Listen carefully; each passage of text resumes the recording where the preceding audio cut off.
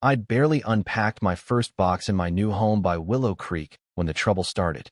It was Thursday, March 12th, 2024, at 4:23 p.m., and I, Ethan Caldwell, was standing in my dream houseia's sleek, modern place with a glass wall overlooking the shimmering creek.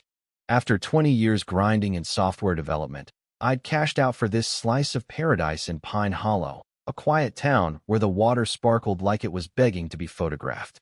The moving truck had just pulled away, leaving me with a cold beer and the kind of silence I'd been chasing for decades. I was ready to kick off my early retirement, maybe even master the art of doing nothing. But at 4:27 p.m., the doorbell shattered that fantasy. Before I could even say hello, a woman in her late 50s, with a clipboard and a glare sharp enough to cut glass, pushed past me into my living room. This was Margaret Ellison, the HOA president, striding in like she owned my house. No introduction, no pleasantries, just straight to the sliding door facing the creek, her heels clicking with purpose. "This stops now," she snapped, pointing at the water like it was a crime scene. I stood there, beer in hand, wondering what I'd done in my first half hour to deserve this. "You don't just move in and act like you own the creek," she said, her voice dripping with disdain. "This isn't your personal playground." I blinked, trying to process. The creek access was in my deed, literally the reason I'd paid a premium for this place. I grabbed the paperwork from the kitchen counter, but she waved it off like it was junk mail. "I don't care about your papers," she said. "You'll sign this today."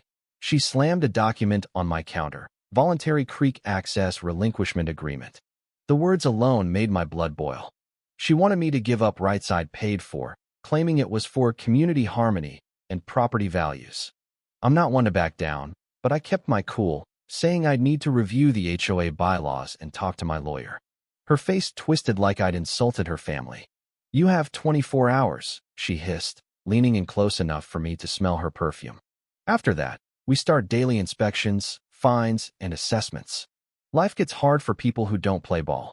Then she stormed out, slamming my door so hard the windows rattled. I was left staring at the agreement, my dream home feeling more like a battlefield. That's when I noticed a business card on a moving box. Caldwell and Hayes Waterfront Solutions, Ethan Caldwell, co-owner. Margaret had no idea who she was messing with. I wasn't just some retiree picked a fight with someone who knew waterfront property inside out. That night, I dove into research mode, my old tech instincts kicking in. Public records told a chilling story. 3 families on my street had voluntarily given up their creek access in the last 2 years, all after vague HOA violations like unapproved landscaping or excessive outdoor clutter.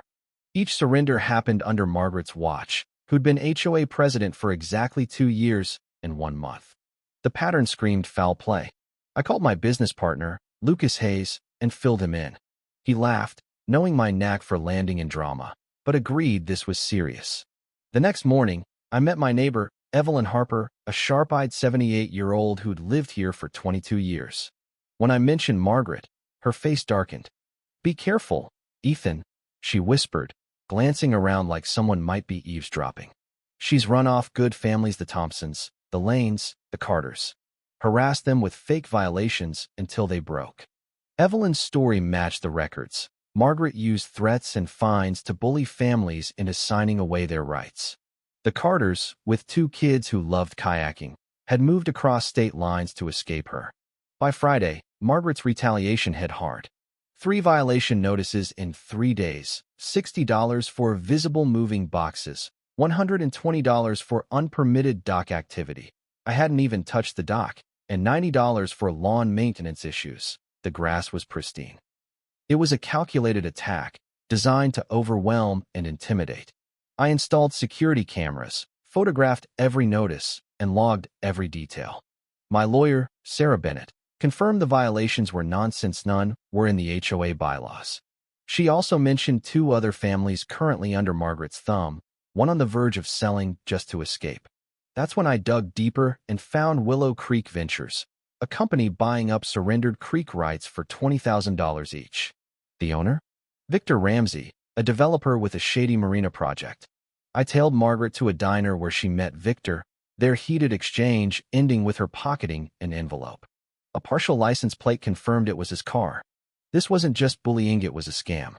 Margaret was forcing families to surrender rights, then selling them to Victor for profit.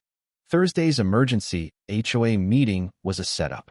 Margaret had rallied her loyalists, mostly retirees, and painted me as the troublemaker. Whispers followed me as I walked in with Sarah and a folder of evidence. Margaret's slick presentation, complete with doctored photos from other creeks and fake stats about liability risks, was meant to scare everyone into supporting her. But I wasn't there to play nice. I showed my deed, proving my creek rights, and Sarah explained the HOA couldn't legally strip them. Then Evelyn stood up, her voice trembling but fierce. "Margaret, you did this to the Thompsons, the Lanes, and the Carters. You harassed them until they gave up their rights." The room froze. You could feel the shift as neighbors started questioning Margaret's narrative. I seized the moment. "Margaret, you should know who I am," I said, pausing for effect. "I'm Ethan Caldwell, co-owner of Caldwell and Hayes Waterfront Solutions. We've been planning a sustainable marina here for 18 months. Her face went pale.